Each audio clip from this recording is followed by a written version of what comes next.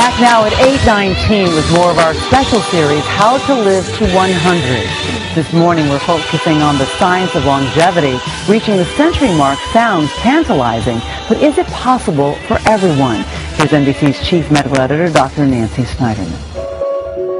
There are approximately 70,000 centenarians living in the United States today, and some scientists say that the first person who will live to see their 150th birthday has already been born. But who are these centenarians going to be, and can we increase our chances of becoming one of them? The science of aging is becoming really popular because there's so much more out there as a consumer to take control of their health and manage their aging. In 2009, 3 scientists won the Nobel Prize for their research on telomeres, perhaps one of the most exciting developments on the aging forefront. Telomeres are structures on the tips of chromosomes that shorten as people age. Think of them like the plastic tips on a shoestring. People with shorter telomeres are more likely to develop illnesses and die earlier. The science is far from complete, but some laboratories have seized on this opportunity and are offering tests that measure a person's telomere length. Spectra Cell Laboratories is the only lab in the United States to offer telomere testing. The cost? $290. It can serve as a wake-up call for some people. It's a measure of how well you're aging on the inside. So for some people, it can tell them that maybe they're aging faster than they expect, and maybe they can make some major lifestyle changes. Hi, Howard. I decided to be my own guinea pig and with a simple blood test, see what my telomeres had to say about me. I hope I slide out at home plate. That's all I'm asking for. But if our telomeres are short, is there a way to make them longer? That's where Dr. Gil Atzman and his team at the Aging Lab at Albert Einstein College of Medicine are focusing their research. But they caution that the science is still trying to catch up to people's hopes. Why is everyone looking to telomeres as this new exciting frontier in medicine? People think that it can serve as a biomarker for prediction of how long they're going to live. But like prediction, it can be this side or this side. Spectra Cell believes their test is for real.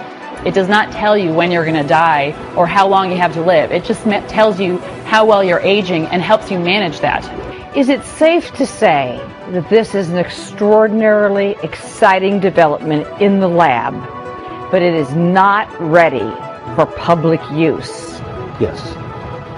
We don't have enough information to make it accurate for prediction. But the future's there. The future is there. With that in mind, I'm ready to get my results. Like any good parent, I just have one wish. I want to predecease my children. That's it. The rest is all a gift. That's true. So how did she do? Well, Dr. Tanya Benenson, an internist and chief medical officer here at NBC Universal, is here to give Nancy her results. Good morning. Good morning. Tanya. Ready? So, Tanya, you don't know what the results are, and clue. so we're going to put them up on the monitor as you explain, Tanya, how Nancy did. Okay, here we go. All right, so Nancy is the red box, and the black line is the average telomere length per age. So if you look at her box and you track it over to the green dot, that's her actual age based on her telomere length. So I'm 70 right now, even though I'm 59. I'll make you feel better. There's a variance here, 8 to 10% error actually when you get older. So if you go, it's plus or minus 7 years. So your range really is 63 to 77 with an average of 70. But your telomeres are shorter than someone average of your same age. Which means that she's more likely to have a shorter life expectancy. It's sobering.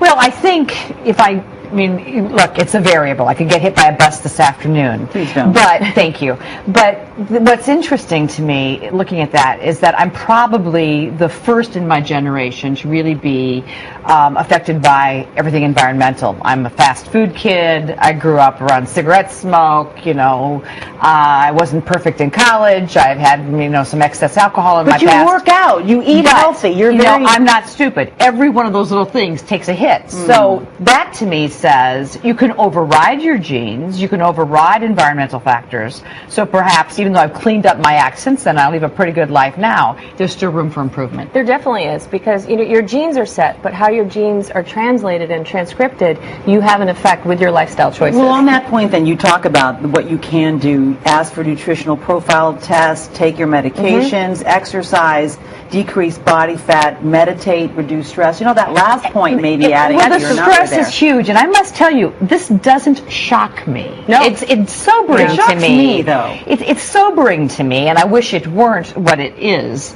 But I can't tell you that I'm absolutely shocked. I expected to not get a great result and to sort of tell myself to get my act together. Okay, but does that mean the question Sleep, is, for $290, stress, anyone can have this test?